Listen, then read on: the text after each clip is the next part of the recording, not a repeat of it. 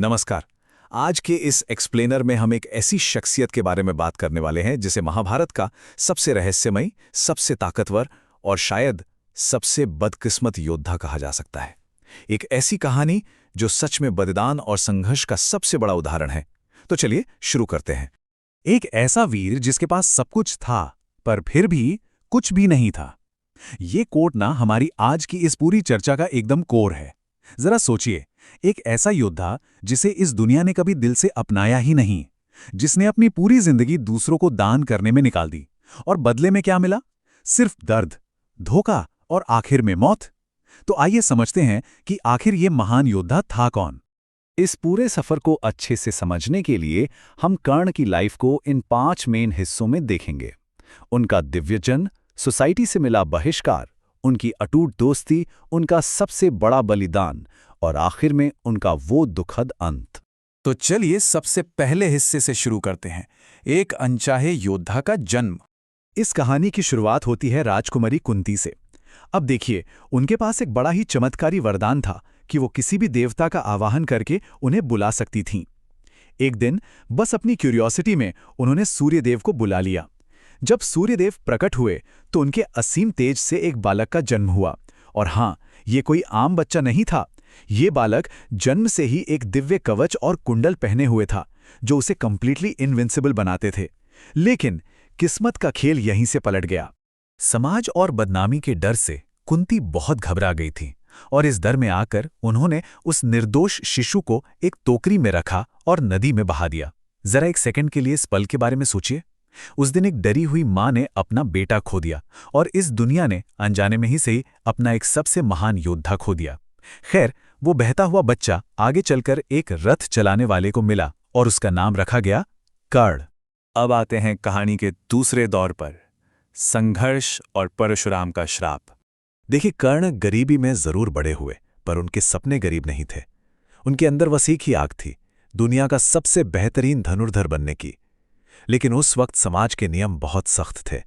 जब वो उस समय के महान गुरु द्रोणाचार्य के पास गए तो उन्हें वहां से साफ धुतकार दिया गया।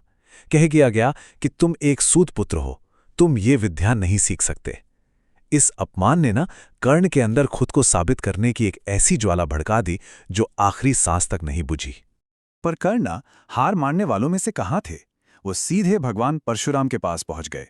हालांकि यहां उन्होंने एक झूठ बोला कि वो एक ब्राह्मण हैं। परशुराम जी ने उन्हें शिक्षा दी और वो एक महान योद्धा बन भी गए। लेकिन फिर एक दिन गुरु परशुराम कर्ण की गोद में आराम से सो रहे थे। तभी एक भयानक कीड़ा कर्ण के पैर को बुरी तरह काटने लगा। खून बहने लगा, दर्द बिल्कुल बर्दाश्त के बाहर था। पर कर्ण तस से मस नहीं हुए। क्यों? सिर्फ इसलिए ताकि उनके गुरु की नींद खराब ना हो। लेकिन जब परशुराम जी जागे और उन्होंने बहता हुआ खून देखा तो उन्हें तुरंत सच का पता चल गया।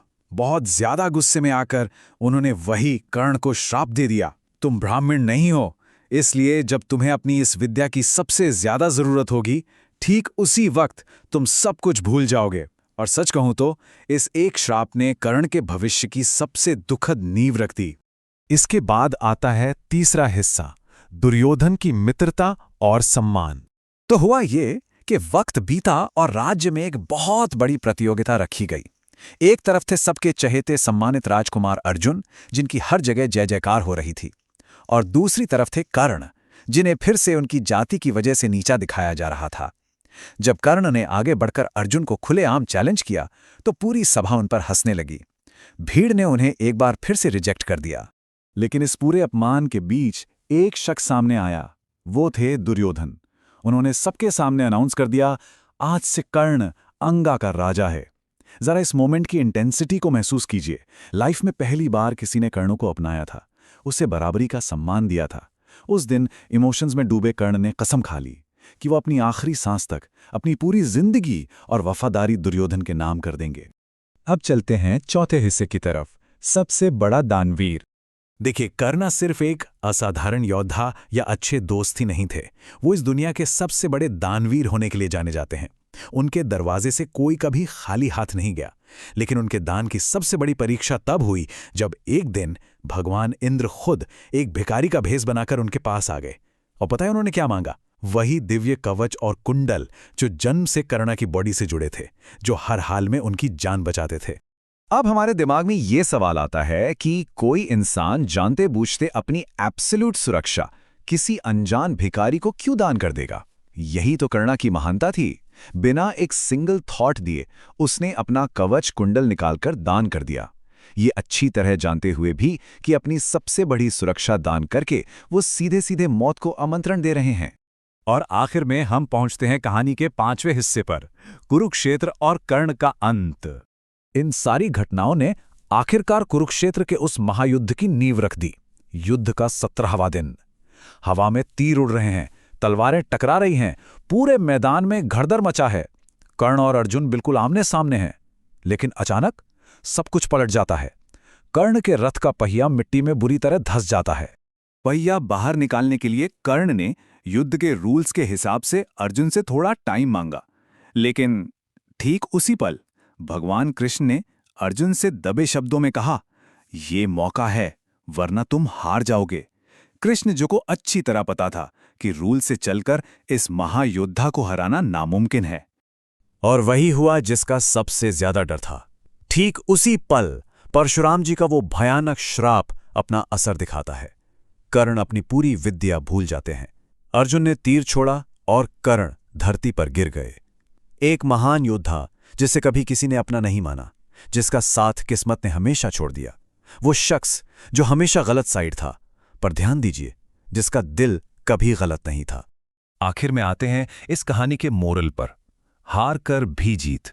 भले ही कर्ण का अंत उस मैदान पर हो गया, पर हमें उनकी इस स्टोरी से क्या सीखने को मिलता है? पहली बात, लाइफ में कभी कभी सिर्फ बेजोड़ टैलेंट होना ही काफी नहीं होता। दूसरा, किसी के लिए अंधी वफादारी एक बोझ भी बन सकती है। और सबसे इंपॉर्टेंट, दुनिया के किसी भी स्किल से बड़ा होता है सही वक्त पर सही फैसला लेना।